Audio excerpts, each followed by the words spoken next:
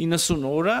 սա Ռուսաստանի Դաշնության սահմանած կարգավորումն է։ Մենք կարծում ենք, որ սա հակասում է ԵԱՏՄ կարգավորումներին, եւ սա մի թեմա է, որը այս պահին էլ քննարկվում է ռուսաստանյան մեր գործընկերների հետ, ընդ որում մի թեմա է, որը չի վերաբերում միայն Հայաստան-Ռուսաստան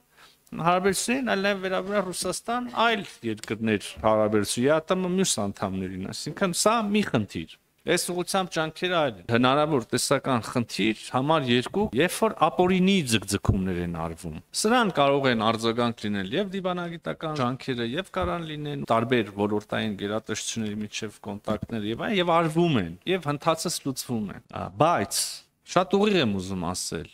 եթե մենք կարծում ենք, որ այդպես չի, բայց եթե տեսականորեն չի կարելի բացառել, որ այս հապաղումները այս կամ այն երրորդ կողմի կողմից, քննարկված երկրների կողմից ունեն որոշակի միտում, ունեն քաղաքական նշանակություն, կիրառվել իբրև լծակ Հայաստանի վրա այս կամ այն քաղաքական դիրքորոշման համար կամ այդ դիրքորոշման հասնելու համար։ Եթե սա է իմաստը, եթե որևէ երրորդ երկիր մեր բեռնափոխադրումները արհեստականորեն պիտի խոչընդոտի, որպեսզի մենք դառնանք ավելի, չգիտեմ, հակված այս կամ այն կարծիքին կամ ունենանք այս կամ այն վարքագիծը, ապա այս քաղաքականությունը թերևս այդքան էլ հեռանկարային չի, եւ երրորդ շերտը ես կուզեի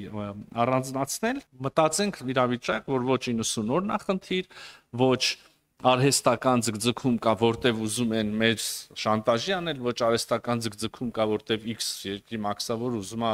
կաշառք ստանա եւ այլ ուղակի են ինչ որ գրվում է թղթում, այս ապրանքը չի համապատասխանում այդ նկարագրին ինչ որ տարվում է։ Այդպիսի իրավիճակների համար իմ պատասխանն է, որ այստեղ չի կարող Հայաստանի Հանրապետության կառավարությունը անընդհատ վերցնի զանգի խնդրի ընդունել եւս 10 բեռնատար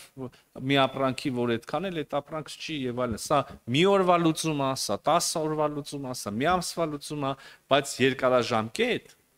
ռազմավարական առումով այս ճանապարհը մեզ ոչ մի լավ տեղ չի տանի եւ մեր տնտեսությանն էլ օգուտ չի լինի։